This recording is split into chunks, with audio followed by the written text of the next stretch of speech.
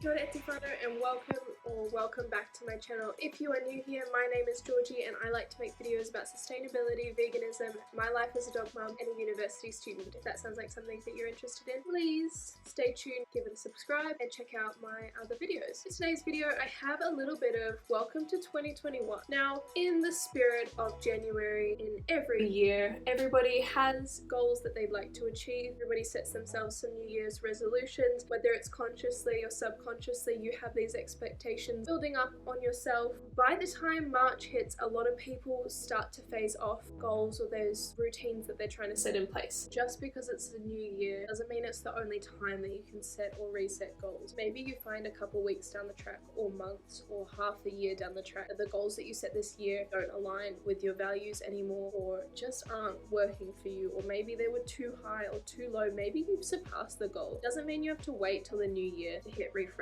I understand that the new year is a fantastic time to hit that refresh button, especially after the show that was last year, but it's not the only time that we can start chasing our dreams. I think you can recreate and reinvent yourself any time of the year, and it takes work and it's not just overnight, and you need to stick at it.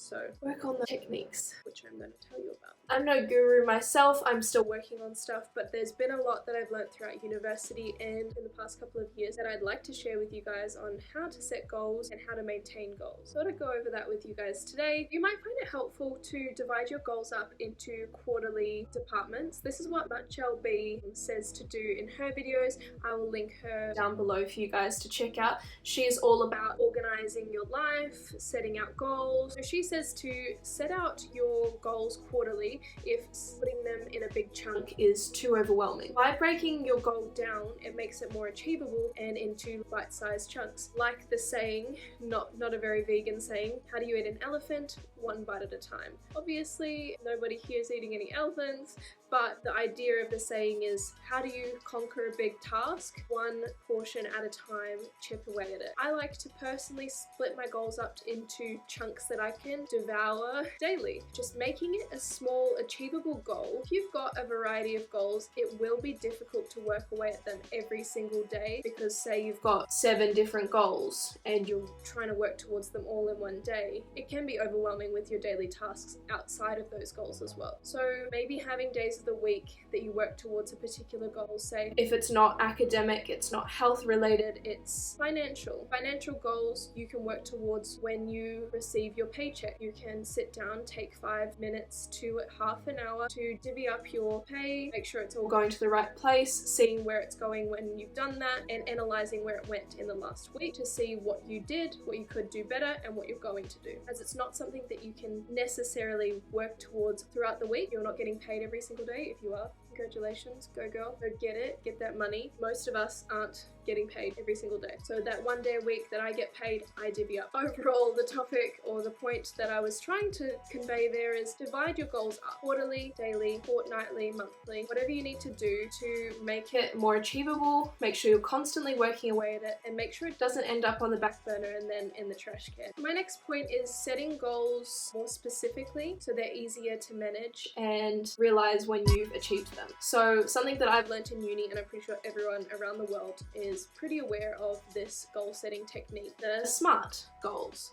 So it's specific, measurable, what's the A stand for? Analyzable, specific, measurable, results driven. The SMART goals. When setting your goals, it is so important to set them in a positive frame. So having a goal that shifts your mindset into thinking of something more positive, and then you can look at how well you're doing rather than testing how good you're doing at not doing something, because it sets a negative tone and makes it really hard to test, analyze, test, and reset, which is another technique that I learned at university. The example that they used in psychology was, don't think about a white bear. So when you set that goal, you're sitting there and you're plodding away, you're doing your thing. What was my goal again? It was to not think about the white bear. Oh, now I'm thinking about the white bear. I need to reset my goal. So that's the problem with setting it in a negative tone. Be positive about it and you will be able to achieve your goals a little bit better, I think. Something that can be quite persuasive to help you achieve goals: create rewards. So once you reach your little milestones and your smaller goals along the way, your quarterly goals of your yearly goal, to hit those points, you can give yourself a little reward, whatever that may be. Something that Michelle B also said, that it's important to divide your goals into themes or categories. I really like this idea because I personally don't just have one goal within fitness or health, and I don't have one financial goal this year, I have multiple. So by creating a theme or a tone, you can create a theme for a certain part of the year. Maybe you've got 4 overall themes, yearly goals. You can set the theme for the quarters, and what you're going to work on is multiple points throughout that, and the things that you can work on daily, weekly, fortnightly, and monthly to get to that quarterly. And then maybe that will become a habit. So that's no longer a goal. You've achieved the goal, but you're still working on it throughout the year. It's just not as actively at the forefront of your brain. Move on to the next quarter, the next quarter. I thought that was a really cool way to look at it, because I am looking at my goals this year going, holy moly, I want to get a lot of stuff done. And I think that's where a lot of people, including myself, go wrong. I go, oh, this year's going to be great. I'm going to do all of this stuff. I'm going to smash it all out right now. And then I'm like, oh my God, I can't do this all in a day. And it makes me frustrated because I'm so impatient. Try and break it down. Try and put it in themes, spread it out throughout the year, and make them habits, and make it something that becomes part of you and helps you be a better version of yourself. Which brings me into my biggest point of today's video. I know that the climate of the world is challenging, and last year was really difficult for everyone. And it's nice in the sense that everyone's on the same boat, that it was a difficult year. Some people had it harder than others, but the events of the world are not over, and as the last couple of weeks has shown us, it continues on. Maybe this year is a year to focus internally. Something that will never change is you being there for yourself. Last year, my whole year was shifted because my biggest goal for the year was to go to Bali, and boohoo, poor me. But once I didn't achieve my big goal, all my goals were centered around going to Bali. When that goal got torn down, I didn't know what to do. I lost my purpose. So this year, I'm focusing on health and fitness. I'm focusing on my financial stability, scholarly or academic, career-driven goals, my connections with other people. I want to check in with people more regularly.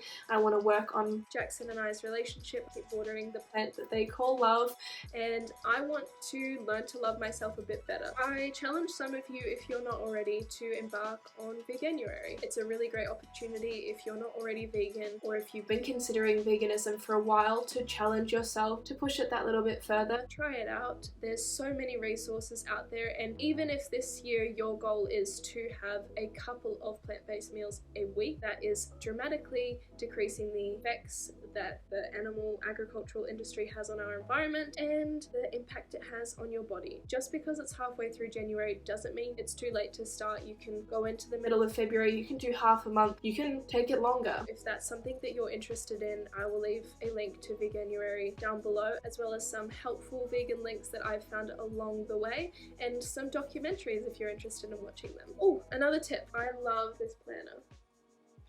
Praise be this planner. Wonderful woman up in the North Island in Auckland, I believe. The name of the company is The Key Planner, and it was a lifesaver for me last year. Even though time was a bit derailed, it helped me keep on top of my days a lot more than I would have without the planner, and this year, I can feel it. It's my savior. It helps you break your day down into block scheduling. It's not only a daily planner, monthly planner, but also a goal setting tool, which is really, really awesome. Another thing that I really liked, and I'll show some photos and stuff up on the screen, is Ruby from Auto Club. I hope I'm saying it right, and I'm so sorry if I'm not. Her reusable yearly calendar, we got it last year, and I just scrubbed the crap out of it to start it all over again this year, and I'm so excited about it because it's a little bit of moldy. It's a Te Reo calendar, so it helps us with our moldy in this house, knowing the days of the week and the month that it is, and that's another really great way to keep on top of it and have it in a big place in our house where we can both know what's going on for each other. Jackson also has a a goal planner, which is not so much a daily what to do planner, but what he'd like to get done in a day,